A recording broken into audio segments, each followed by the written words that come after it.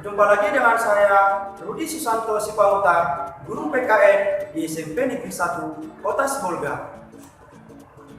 Pernahkah kalian melihat gambar seperti ini? Atau pernahkah kalian menyimak lagu nasional yang seperti ini? Garuda Pancasila, tulang pendukungmu, patriot proklamasi, sedia berkorban untukmu. Pancasila dasar negara, rakyat adil maupun sentosa. Iya. Pada gambar dan juga video tersebut berhubungan erat dengan materi yang akan kita pelajari hari ini, yaitu tentang kedudukan dan fungsi Pancasila. Materi kali ini ditujukan kepada siswa kelas 8 SMP atau MTS. Sedangkan untuk tujuan pembelajaran kita, yaitu setelah proses pembelajaran selesai, siswa diharapkan mampu untuk menjelaskan kedudukan dan fungsi Pancasila. Jauh sebelum Indonesia merdeka, istilah atau kata Pancasila telah ada sejak zaman Kerajaan Majapahit. Hal ini dibuktikan terdapatnya istilah Pancasila pada Kitab Negara Kertagama karangan Empu Prapanca dan juga pada Kitab Sutasoma karangan Empu Tantular. Pada masa Kerajaan Majapahit, kata Pancasila berisi 5 larangan yang harus dipatuhi oleh masyarakat pada masa kerajaan itu. Apa saja 5 larangan itu? Yang pertama, larangan untuk melakukan kekerasan. Yang kedua, larangan untuk mencuri. Yang ketiga, larangan untuk berjiwa dengki. Yang keempat, larangan untuk berbohong. Dan yang terakhir, yaitu larangan untuk mabuk atau minuman keras. Namun, secara etimologis, istilah Pancasila berasal dari bahasa Sanskerta atau Jawa kuno. Apa yang dimaksud dengan Pancasila? Pancasila terdiri dari 2 kata. Yang pertama yaitu panca, artinya 5. Yang kedua yaitu sila, artinya sendi ataupun asas. Maka berdasarkan asal-usul katanya tadi, istilah Pancasila dapat diartikan sebagai 5 asas atau 5 sendi. Pada tanggal 1 Juni 1945, tepatnya saat berlangsung sidang BPU PKI yang pertama, Insinyur Soekarno kembali memperkenalkan istilah Pancasila sebagai rumusan dasar negara Indonesia merdeka.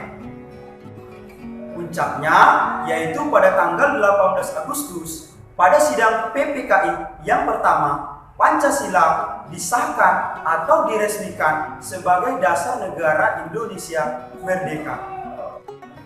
Lalu, apa saja yang menjadi fungsi Pancasila bagi bangsa Indonesia? Sebenarnya, Pancasila memiliki banyak fungsi bagi bangsa Indonesia. Tetapi, pada pertemuan kali ini, saya hanya mengambil 5 fungsi Pancasila yang paling sering dibahas atau dijelaskan. Fungsi Pancasila yang pertama yaitu Pancasila sebagai jiwa bangsa Indonesia. Fungsi Pancasila yang kedua yaitu Pancasila sebagai kepribadian bangsa Indonesia. Yang ketiga, Pancasila sebagai sumber dari segala sumber hukum. Yang keempat, Pancasila sebagai perjanjian luhur. Dan yang terakhir, Pancasila sebagai cita-cita dan tujuan bangsa Indonesia. Lalu, bagaimana penjelasan kelima fungsi Pancasila itu? Mari kita simak penjelasan berikut ini. Yang pertama, yaitu Pancasila berfungsi sebagai jiwa bangsa Indonesia. Artinya, di dalam hal ini, Pancasila berfungsi menjaga bangsa Indonesia agar tetap hidup di dalam jiwa Pancasila. Fungsi Pancasila yang kedua yaitu Pancasila sebagai kepribadian bangsa Indonesia. Dalam hal ini, Pancasila menjadi ciri khas yang membedakan bangsa Indonesia dengan bangsa lain. Yang ketiga, fungsi Pancasila sebagai sumber dari segala sumber hukum. Artinya, segala hukum yang ada di Indonesia harus bersumber dari Pancasila. Yang keempat, yaitu fungsi Pancasila sebagai perjanjian luhur.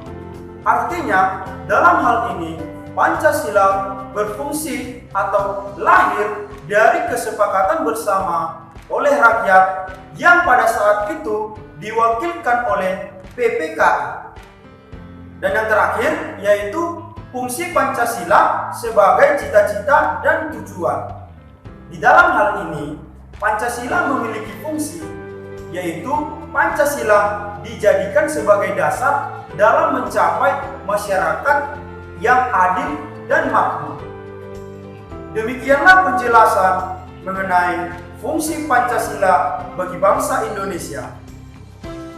Adapun yang menjadi kesimpulan materi kita pada kali ini, yaitu yang pertama, bahwa Pancasila sebagai dasar negara lahir dari kesepakatan bersama oleh rakyat yang pada saat itu diwakilkan oleh para The Founding Fathers melalui sidang PPKI yang pertama.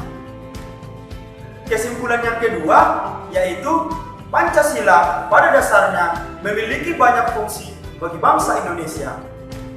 Yang pertama, yaitu Pancasila sebagai jiwa bangsa Indonesia. Yang kedua, Pancasila sebagai kepribadian bangsa Indonesia. Yang ketiga, Pancasila sebagai sumber dari segala sumber hukum. Yang keempat, Pancasila sebagai perjanjian luhur. Yang kelima, Pancasila sebagai cita-cita dan tujuan bangsa Indonesia. Demikianlah materi pembelajaran kita hari ini. Semoga apa yang saya sampaikan bisa dipahami dan juga dapat bermanfaat bagi kita semua. Saya sudahi di sini. Salam Rumah Belajar. Sampai berjumpa kembali